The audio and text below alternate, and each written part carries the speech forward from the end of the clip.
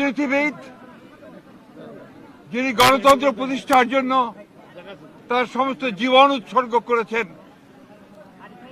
সেই মহান নেত্রী, বাংলাদেশের গণতন্ত্রের জন্য সংগ্রাম করা আপসীর নেত্রী, অনন্য সাধারণ ব্যক্তিত্ব সম্পন্ন মহিলা, দূরদৃষ্টি সম্পন্ন, প্রজ্ঞা সম্পন্ন একজন নেত্রী, যিনি বারবার বাংলাদেশের গণতন্ত্রকে উদ্ধার করবার জন্য সংগ্রাম করেছেন, কারাবরণ করেছেন এবং নির্যাতিত হয়েছেন, সেই অসাধারণ নেত্রী দেশনেত্রী বেগম খালেদা জিয়া আর আমাদের মাঝে নেই।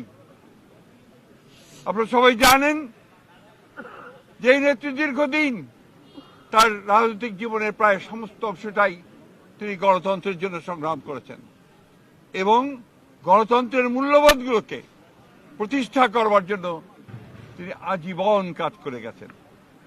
3 বার প্রধানমন্ত্রী হয়েছেন। যখন প্রধানমন্ত্রী হয়েছেন তখন গণতন্ত্রকে প্রাতিষ্ঠানিক রূপ দেওয়ার জন্য তিনি কাজ করেছেন, জনগণের উন্নয়নের জন্য কাজ করেছেন।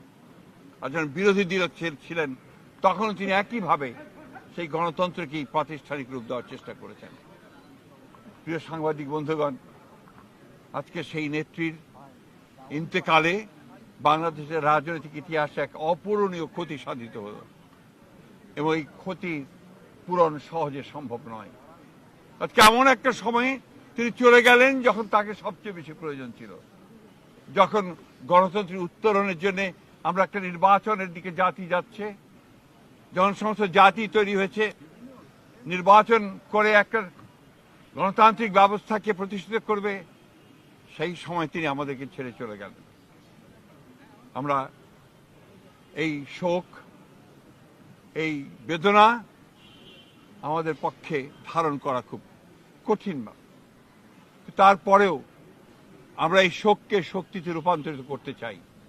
আমরা দেশনেত্রীর নির্দেশিত যে পথ, সেই পথকে অনুসরণ করে বাংলাদেশের গণতন্ত্রকে আমরা একটা প্রাতিষ্ঠানিক রূপ দিতে চাই এবং সেই পথকে লক্ষ্য করে আমরা আগামী নির্বাচনে অত্যন্ত সুষ্ঠু অবাধ নির্বাচন অনুষ্ঠানের মধ্য দিয়ে বাংলাদেশে গণতন্ত্র প্রতিষ্ঠা করতে চাই।